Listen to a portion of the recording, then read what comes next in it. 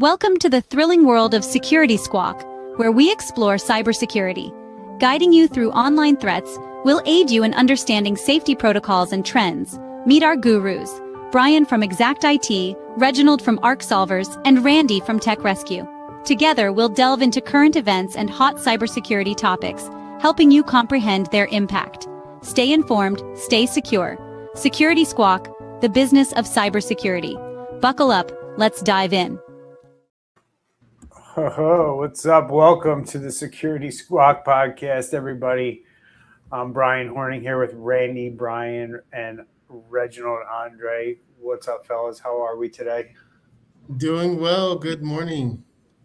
No weather update from Florida? It's just hot, man. We've had one of the mildest summers ever in Texas, but last day, I think yesterday, it got over 100, which is pretty stinking hot. So hot down here too.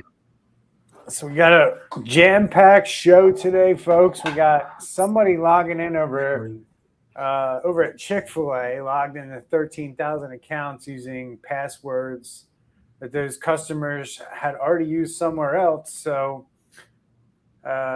password exposure leading to some Chick-fil-A accounts. We're going to find out what the impact from that is from Randy today.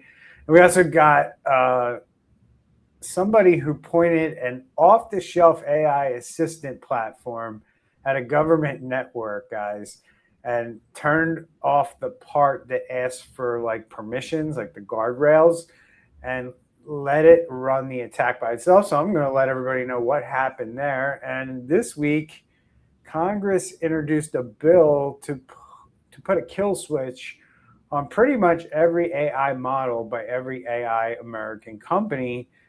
And this is a kind of a knee-jerk thing after the story I covered last week where one of them broke out of its test lab and hacked another company. So Andre is going to dig into what our lawmakers think need to be done out of, what was that thing called? Happy face, right? I forget. Yeah. Hugging face. Hugging face. That was it. So welcome to Security Squawk, the podcast where we talk about the business of cybersecurity. Randy, you're going to start us off today. Let me be smart about this, right? And let me do that. Chick-fil-A just told more than 13,000 customers their accounts were broken into over a 3-day stretch. Not by anything that happened over at Chick-fil-A, but by passwords flapping out there in the wind. Randy, what happened? Well, okay, so yes, people have passwords that have been breached. And basically what happens, every week we talk about, 4 million usernames end up on the dark web, 20 million usernames end up on and passwords end up on the dark web. 1 billion usernames and passwords end up on the dark web. So what happens, and the reason we talk about that and the reason that it matters is because the bad guys will come back through, they'll grab all of those username and passwords, and then they'll start firing them off at known accounts that don't stop them. So, if they went to your bank's going to most likely require MFA, or something like that. If they try to log into your 365 account, maybe they can get in with that. I'm not sure. But what they did specifically here was they took all those usernames and passwords and they started hitting Chick-fil-A accounts. And they were able to basically get in to about 13,000 Chick-fil-A accounts this time. So I say this time because this is probably ringing in y'all's ears just a tiny little bit. Like, didn't we talk about something like this? We did. Actually, on the show about 3 years ago, we had something very, very similar. It was the Chick-fil-A One loyalty accounts, which that's what we're talking about this time. It was credential stuffing. But the difference this time, before, it was a lot more people, and it took them almost 2 months to detect it. This time, they were able to find it within just a few days, and they were able to take steps to shut it down. Couple of really interesting things here, though, that I wanted to talk about. One, these particular threat actors, they actually used a botnet, and which is basically a bunch of little computers that they control, or a bunch of little, maybe it's endpoints, maybe it's, maybe phones, maybe firewalls, whatever, but it's a bunch of little devices that they control. They used a botnet that uses residential IPs. So that's the first little interesting note here. We're seeing a surge right now. One particular phishing kit in general is using and it's probably potentially who was involved here. I don't know, but one phishing kit we're seeing is using residential IPs.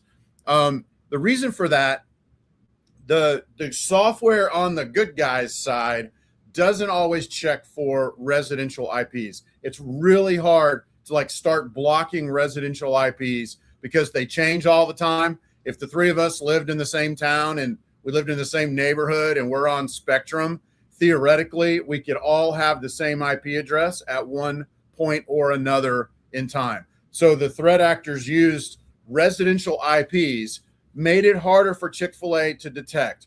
But the good news is they caught it in just a few days, where 3 years ago, it took them almost 2 months. So that is, I would say, most likely an improvement in Chick-fil-A's security posture, that they were able to detect bad logins into their customers' loyalty accounts.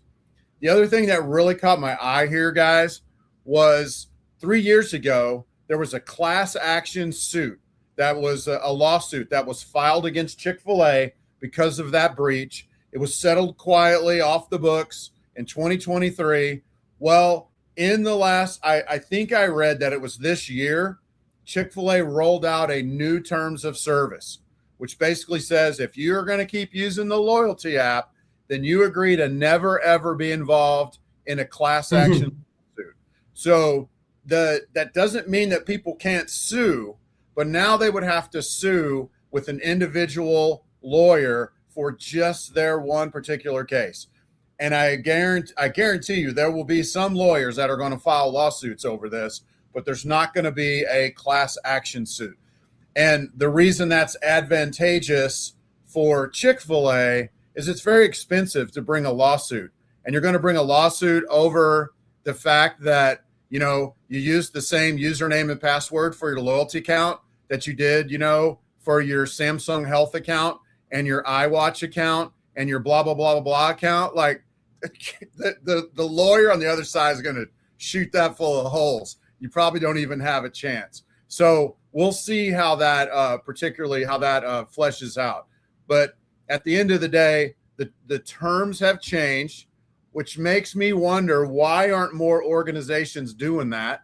You're still owning up to your liability, but then you're saying that we're not going to allow you to do class action suits if you continue to use our products. So those are the three things that really stuck out with me: the quick turnaround, the fact that they changed their terms of service, and the fact that there were a lot less people that were affected by this time. And I just wonder, what are y'all's thoughts on this? So I know, Randy, you're giving Chick-fil-A a lot of credit here, and I know you're probably, a high rewards member. Nothing to do with that, or the fact that I love waffle fries. I promise. This is probably why the hackers were just trying to get into the account just to get the loyalty points that Randy has. But okay, so I want to poke a few stories here. So if it's a bot, right? Why? And this is over a period. Well, first of all, this is over a period of 2 days that it happened, 2 or 3 days. Is MFA not enabled here, where even if they had the username and password, the MFA would have stopped it? Am I missing something? It must not be, or, I would just say it probably is not. At this point, we don't know for sure. So I can't answer that. I can't answer that question. I don't know if there's a connection between this and that phishing, the phishing kit that we're seeing a huge rise in right now that uses residential IP addresses, So if yes, then totally they could have just taken the token. Once they did MFA, used the phishing kit to take the token. but it looks like it's just credential stuffing. We'll have to wait and see how it unfolds. Yeah, and the second thing of poking a hole in the story is, we all deal with the CAPTCHA where we have to make the car align with the other car and move it, things like that. I would, again, just thinking, like, do they not have that? And then the third thing I'm seeing in the story is, you would think also, if 13,000 plus login attempts all of a sudden happen on a 2 to 3 day period where that's not a typical surge, then that should also raise some red flags. So the kudos for catching it in 3 days, but just those three things may seem that they still have some work to do on their side. I'm sure they do. Yeah, if you really want to criticize them, you can say, like, what did they learn the first time back in 2023 when the 71,000 accounts got hit pretty much the same way? When the same attack lands twice on the same company, it's not bad luck, it's bad preparation. So the questions you guys were asking, I agree with, like, multi-factor, what are we doing there? Like, is it required? It probably should be when you're talking about things like membership numbers, mobile pay numbers, QR codes, that you scan when you go there. The last four of a card, all that can be screenshotted and used, sold on the dark web. Like, hey, here's a Chick-fil-A account with $80 in it, and somebody buys it for $20, right? That's what happens with these things when they end up in the hands of criminals, right? 13,000, they get logged into, how much is in them. They turn around, they sell those on the dark web for, a few bucks, on the actual, or a few pennies on the actual dollar. So, you can't sit here and say, like, these reward accounts won't get drained, because when you log into these apps, and, like, look, this is like, guys, if you think about this is kind of like the new gift card scam, right? If you can get into somebody rewards, think about all the rewards apps that exist today, didn't exist 5 years ago. I can think of the convenience stores in my area, like the different ones that exist, right? I could, if you can get into those different other fast food restaurants that also, Chipotle, I would think of, right? These that run similar apps that are just as good. I don't know about McDonald's or Burger King if they're running, equally as good technology on their apps, but there's certain restaurants that got it right, and Chick-fil-A seems to be one of them. And people and hackers know that, so they went after it. One of the biggest, fast food chains in the country. But that doesn't mean they won't diversify in the future to go after these more regional restaurant chains, more regional convenience store chains that people probably all carry balances on. Starbucks, right? Dunkin' Donuts. These kinds of apps, they're more for convenience, right? They're more for you to get on them, load them up with cash so you can spend money at their store, right? Because they know if you can reload a card for $25, you're probably going to spend that $25 eventually, right? That's why these apps are set up this way, to get you to spend more with those organizations. But the problem is that now you have apps that have money in them. They're like a little bank account, right? Like a Venmo account, right? That has money in them that people can use, right? And these apps are not going to do what we're talking about on this podcast, which is like force you into security, right? They're just trying to get you to spend money. So the two-factor might be hidden in the settings somewhere, but it's not going to be like, hey, when you log into your bank's like, hey, you got to set this up, right? These apps aren't going to be like that. So the consumer has to beware. And if they want that protection, like we always say, get that MFA on. So you're going to have to go in your Starbucks app, your Chick-fil-A app, and you're going to have to find in the settings whether it has MFA or not. We don't know. That would be actually a cool thing for us to actually look up and throw on our website, guys, is like what rewards apps actually have MFA at all, right? Some of these apps might not even have it. But that's the big thing. You have to take security into your own hands here and make sure that your rewards accounts don't get raided if somebody figures out what your password is. And I just saw some story the other day, guys, where some Israeli guy was saying he can crack any password. It doesn't matter what it is within minutes. So it may not matter at all what your password is. Right. You better have two-factor on, or you're going to be in a lot of trouble. Yep. And Microsoft's been saying that for like 5 years. They've been saying like passwords are dead. We need to move to passwordless authentication. Yep. So it makes me wonder if after the last time, Bryan, if maybe they, like you said, it's probably hidden as a setting in the back end. I don't know if they tried to force it or whatever, but there's a lot of people out there, I'm sure, that love Chick-fil-A that aren't, super techie. Maybe they had a lot of pushback. I don't know. That's a tough one. I just think you need to bite the bullet and turn it on and force it. You know what I mean? I think that's what you got to do. All right. Researchers, guys, moving on. I caught something earlier interesting this month. An attacker took a mainstream open source AI assistant called Hermes and flipped it into a mode that skips the human approval step, right? So if you've ever messed with any AI that kind of does tasks or coding, a lot of times you got to sit there and you got to say, hey, yeah, I want you to do that. I want you to do that. You got to click a button or tell it you wanted to do it. And that's what happened here. But this guy was like, I don't want to be bothered with that. Just go. Just do whatever you need to do. And that's like, we don't want to be running AI like that, by the way, as a side note. But if you just like turn these things on, you're like, yeah, I don't care. Just go full blazing, fire it up. I don't give a crap. We're going to be in a lot of trouble if people start doing that. But this guy decided to let it run, and he turned it against the Thailand Finance Ministry government. So it was a Thailand resident who decided to take Hermes and say, hey, I'm going to have you go find the network of the Thailand government, and I want you to have at it. And the tool did just that. The tool hacked away. And this is the part every business owner needs to understand.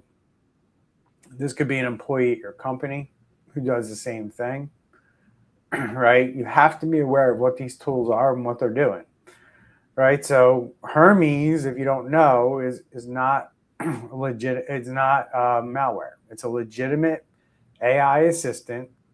Just think of like Claude Code, ChatGPT, like Codex, things like that, things that you can build. Hermes is a little bit different. It can do coding, it can do those things, but it's more or less an agent out of the box that this company decided to build around multiple LLMs. And people use it to manage things like their email, to perform everyday tasks. And the attacker ran it in what's called YOLO mode, a setting that turns off the step where the human approves every action that it needs to take. The logs show, guys, that the agent mapped out the computers of the entire government, digging through files and running privilege escalation scans by itself. Hours of grunt work a human hacker used to do by hands, or you're talking days and weeks, maybe even months, what I just said there. An AI agent did that within a few hours with the guardrails off, and in a full day did what this attacker would probably need to do in a course of 2, 3, 4 weeks, right? Which means the window for break-ins has shrunk tremendously, as I even mentioned in the last segment with the, when I mentioned the Israeli guy who says he can hack any password within minutes. We're starting to see that, as these AI models improve, guys, things are just getting quicker and quicker. Break-ins, damage, blast radius, what we talk about all the time, Randy, is getting bigger and bigger with AI, right? Which explains what we talked about kind of last week in the green room, why we're starting to see the cybersecurity stocks explode in the stock, the publicly traded ones. I think corporate America is starting to see the light of day here. Like, if, we always said it's not a matter of if, but when, right? Well, it seemed like corporate America was willing to play chicken when humans were at the controls. AI is at the controls now, and I think corporate America is taking notice. So what are your thoughts here, guys? Man, I think we need to change our podcast to the Security Squawk AI Cybersecurity podcast instead, right? Because like now 2 out of the 3 articles are AI, and I think it's just going to continue that way. 100%. So one of my thoughts on this is the difference between this and Hermes is an open source software. So it wasn't using like ChatGPT or Claude, where ChatGPT has like different prompts it knows you can type into ChatGPT and it's not going to do it. So in this case, they were able to basically put it on their private server, and now this Hermes could just do whatever it wants. So even with the next article we're talking about, and just in general, if these hackers are just basically putting this on their personal private servers and now letting the agent do these bad things, then it's going to be even harder to stop. Yeah. So, this is a really good point to be thinking about, Bryan, because I'm sure some of the CEOs that watch our show are vibe coding, and you kind of have 2 options when you're vibe coding. I know that's different than Hermes, and I'll get there in just a second. But when you're vibe coding, it's either say yes or yes to all, like every 30 seconds, or just bypass permissions and let it just work while you watch it, and then it's done. So there needs to be a whole discussion around that. And then maybe you have gated permissions where you switch it back after a moment or while you're vibe coding or whatever. We're not going to get into that today. But as far as Hermes goes, Hermes is a really, really cool agent that really learns the user. It has one of its best skills, if you will, is it grows every day and gets better and better at interacting with its human. OpenClaw is very similar. OpenClaw does the same thing, but it's on steroids with Hermes, and that can lull you into this like false sense of security that nothing can ever go wrong. And yeah, there's a YOLO mode, which is you only live once mode, where you're like, if you're going to do that, you put Hermes on its own machine with its own username and password and its own email address or whatever. You don't give it one at all. And you make sure that if it breaks or goes off the rails, it's not going to affect your business. But short story long, you don't want to get sucked into that you don't want to get lured into that false sense of security. Like, oh, I'm dealing with a friend. It is a tool still that mimics the human brain and learns who you are, but it's still a tool. And just like if you were using a skill saw to cut boards, you get really good at it. You don't take the giant blade protector off just because you're really good at it. You leave the blade protector on in case it ever goes awry to protect you. Same thing with Hermes or any other agent, if you will. Speaking like somebody with experience with the tool. So I also found it interesting, and this is another like aspect of this story that I think we all need to take heed, is people who need to look at the threat landscape that's out there. This doesn't seem to be like, I don't even know if we want to call this person a hacker. It seems like somebody who was just messing around with an AI tool and decided, hey, I got this idea and I'm going to launch this. And that's what happened, because the whole thing came to light because this person, this attacker, I don't think they were the attacker, AI was. They just instructed the AI to do the attacking. They left folders wide open on the internet for this thing, right? So 585 files and 470 megabytes of attack tooling just sitting there for researchers at hunt.io to find. So discovery here was pure luck, not somebody who detected intrusion over at the Thailand defense or the finance ministry. So we can't assume that you'd spot the same kind of automated activity in our own environments. Right, guys? So research also found that a staged implant named Hades on the same infrastructure.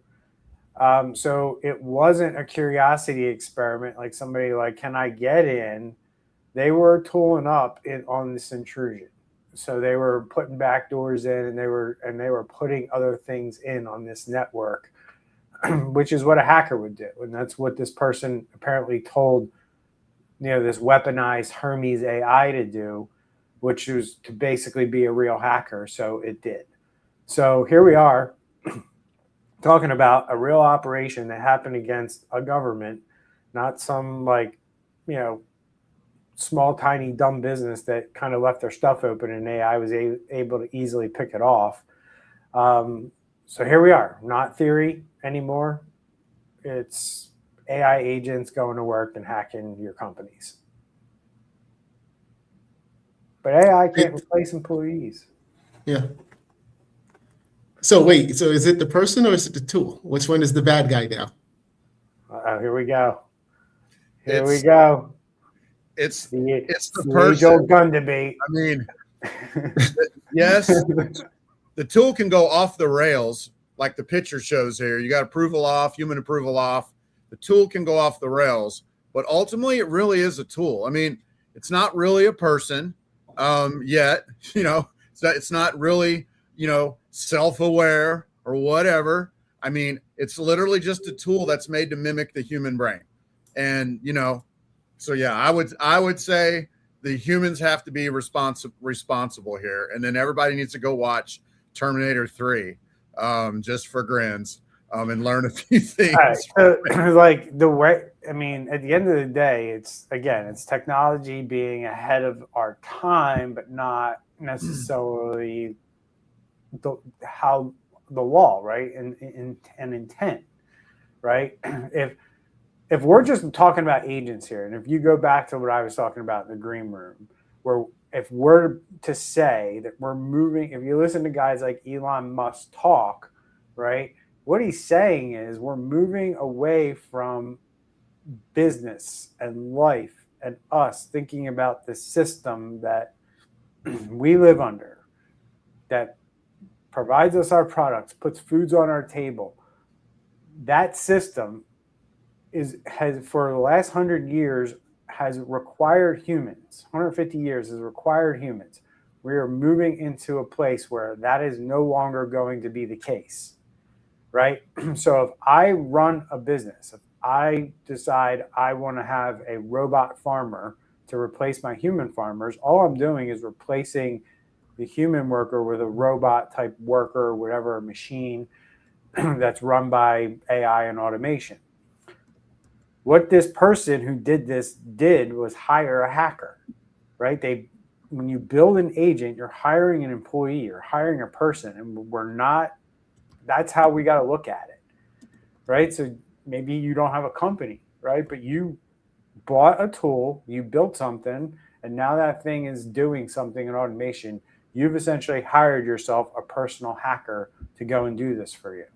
And that's how you're going to be treated when it comes time for justice, right? Like, look, you hired this thing, you deployed it, you told it to go do it. You're going to be the one held responsible, not the tool, not the technology, not the company Hermes who made the agent, right? They just provided the tool, and you just hired that tool to be your employee, and that's how it's going to play out. And this moves perfectly into what's got to happen here, Mr. Andre, because as one Democrat and one Republican in our Congress has decided to introduce an AI kill switch act after the Hugging Face thing that happened over at OpenAI last week that I talked about on last week's podcast. So, Andre, give us the details. What's happening here? Who wants to kill what and why, and what's it looking like? Yeah, so I mean, we can't get our Republicans and Democrats to agree that the sky is blue, right? But one thing that they do agree is that they do need to get in front of this AI stuff. They need to get ahead of being able to control, just like, for example, in your house, you have an off button if the water or the gas line, there's some type of, emergency, and you can turn it off.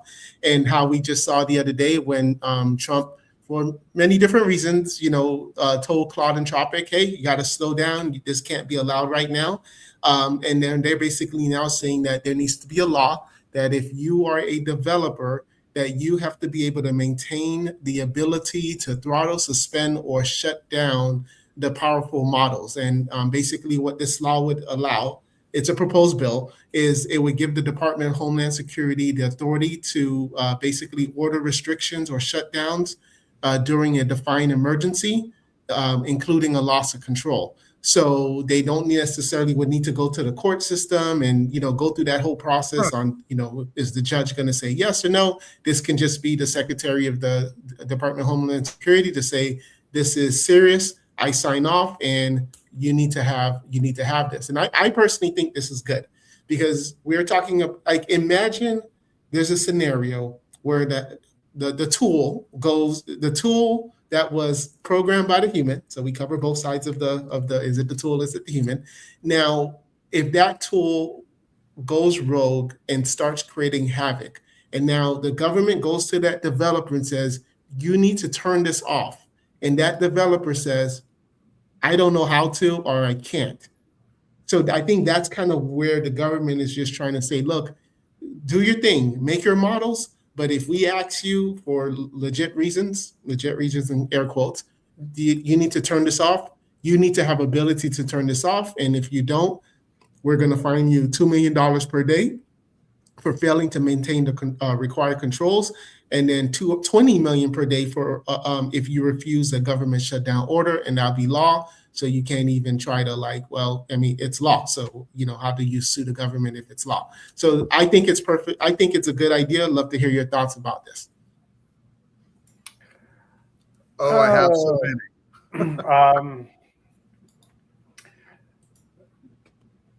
First off, when you have Anthropic's co-founder out there basically saying AI currently right now is built with a gas pedal and no brakes, I just feel like, it's great.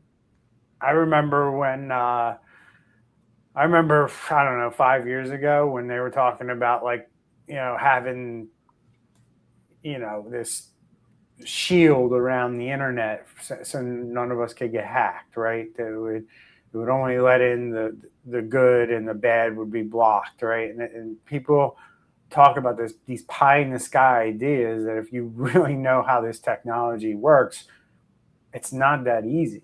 Like it's not easy to filter traffic and understand what it is and be like, oh, well, this is good and this is bad. So it doesn't work like that. And again, it's like when you hear these things coming from Congress people, it's like it probably wasn't advised real well by people, or jumped the gun, or they had something waiting there on their desk and they used the Hugging Face event as an opportunity to jump on that. But I think it's one of those things where it's easier said than done, and because of that, nothing will get done. Yeah, this really opens up a whole can of worms. First, the fact that we have one person from each side of the aisle, that means something. The fact that we only have one person from each side of the aisle, that also means something. Right, Brian? That means nothing will get done. So, and this is it is a legit concern. One of the things you said in passing was a kill switch in case it goes off the rails. Wow. That sounds like on first pass for sure. Something that we would need. But this is all stuff we've got to have a discussion as a country, as a society. It's got to be done ethically. Man, just opens up a can of worms. I can hardly get thoughts out, Andre, on this. Okay, so you are for it, but just not now. You need more time to think about it. What is it? Well, you know me, so I do have a little bit of I don't have trust issues, but I look at everything like this, like with a long distrustful look, if you want to know my opinion on that. So does it sound good? Yes. But I can think of a dozen laws. I'm not even going to say them here where the headline title of the law sounds amazing, but the results was all kinds of chaos and a fiasco and rights taken away or whatever. So not taking away your guns, Randy. Come on now. Calm down. It's just the AI switch. Worst case, we go to the data center and we tell them, hey, turn off this company. That's right. So one, like first pass sounds great, but then I'm like, okay, what if there's an unfriendly administration to a specific company? Like right now, it seems like Anthropic and this administration are bumping heads, right? So could this be used to control businesses? I mean, there's a whole lot of things here, but I think it's definitely something we need to keep rolling with this and talk about it and work it out, whatever we're gonna do. So, I mean, but what if China, Russia gets access to this kill switch, and then now holds that hostage on our side, right? Yep. Real thing. Don't be afraid. It'll be okay. Yeah. The other concern I have with this is we just don't know enough to know when that kill switch needs to be activated, right? So, and the environment we live in right now, I just don't feel comfortable with certain people's judgment that they won't do it for any other reason than they just don't like something. Like, oh, I don't like that, so we got to shut it down. And it's like, no, like, what are the defined limits, standards, rules that determine whether that's going to happen, right? And then who has the authority? All those things, right? It just these types of acts or bills or things that they float, I believe, help open the conversation, right? But we're so far away from being able to implement something like that. We're going to have to figure this. We're going to have to learn so much about how AI works first, and then come to a place of, all right, this happened, that happened. I think we'll get there, right? With both the technology and where we need to be on this, guys. But the tool is just not smart enough yet to do the kind of damage that needs a kill switch. That's where I'm at on it. It's just not. Like Granny said, its job is to string together words that make sense to a human. That's what it is, right? And we're working towards making that a piece of what's going to be AI in the future, which is not what it is today. Just like the internet wasn't what it was today in 1999. So here we are, right? We're at the beginning of AI. We're figuring this out. And we're figuring all these things out along the way. Like, you're on the roller coaster, and it's going to be one, right? So buckle up. Any last thoughts, guys, before we wrap it up here? Yeah, so maybe something they can think about is, all right, if this AI is causing or an imminent threat to, national security or economy or something like that, like, hey, your tool, although you didn't really approve it, but your tool right now is causing this hospital to be down, and we need you to into, to get in and turn it off, like something like that. Maybe that could be it. Yeah, I have a couple comments. I think Tim, what's up, Tim? Good to see you. Turn off the Squawk cams while you're at it. They're interesting, those things, and how quickly they're going up in certain parts of the country. I think down in Tim's area, they're pretty popular. Interesting comment here. You have to have AI manning the kill switch. I don't disagree. Because you're not going to be able to move fast enough if we're waiting on humans to make that call, right, Randy? Yes, but like I said, go watch Terminator 3, right? but you're not wrong. It's going to have to be AI monitoring the kill, manning the kill switch, which that could be, like Andre mentioned, that could be commandeered by a frenemy out there in the world, right? Tim making another good point. What are they doing with our data? Not only the flock cameras, but just in general, you got to be asking that question, right? Look at Chick-fil-A. Look what they're doing with your data. I mean, look at everybody. Like, if you care, and I don't think you can care about everything, right? And not everything's as important as like your social security number or, where you live, your addresses, things like that.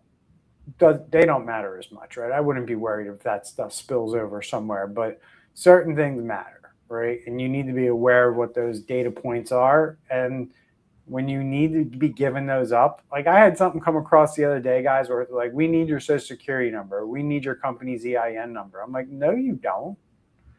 And it was like, they didn't need it. And at the end of the day, I'm very protective of those numbers. Like, I don't want to be dropping those on email. People are like, email me your social. I'm like, oh yeah, sure. Here you go. Let me put it in the subject line. So, all right, guys, let's wrap this sucker up this week. Appreciate your guys' insight and input. So let's look at these three stories we put together on today's show. Same shape is showing up in my mind. These attacks, number one, are getting way more automated, guys. First with these bots and then with AI making its own moves. And now the government's scrambling to figure out how to deal with this, right? Make sure a human can still pull the plug. And as we talked about and Anthony pointed out, that might not be such a great idea because humans tend to move way slower than AI, it seems. But we have to come to realization that in July of 2026, going into August, the tools are starting to take action on their own. So your job as a business owner is to make sure someone in the room gets control of this stuff, right? Can either say stop by not allowing it in the first place, or if you do allow it, make sure you have a way to turn it off. I think that's becoming really important for people to understand as these AI tools get used and built in their business. So these attacks now run themselves. The only edge is the off switch. Who's going to run it? But our government, as we always say, guys, on this show, don't let the government be your kill switch in your business. You got to start building your own kill switch in your business when it comes to this AI stuff. And that's the thing you should take away from the show today. So if you've learned anything, enjoyed the discussion, please subscribe wherever you're watching us. Leave a review if you can on those podcasting platforms. Give us a 5-star. It helps other people find the show more than you think. So thanks to Randy, Bryan, Reginald Andre. Thanks for your input and insight today. And you guys can head over to securitysquawk.com, check out our latest episodes, and also find ways to support the show over there. See you guys next week. Take care, everyone. Stay safe. Take care. Bye, everybody.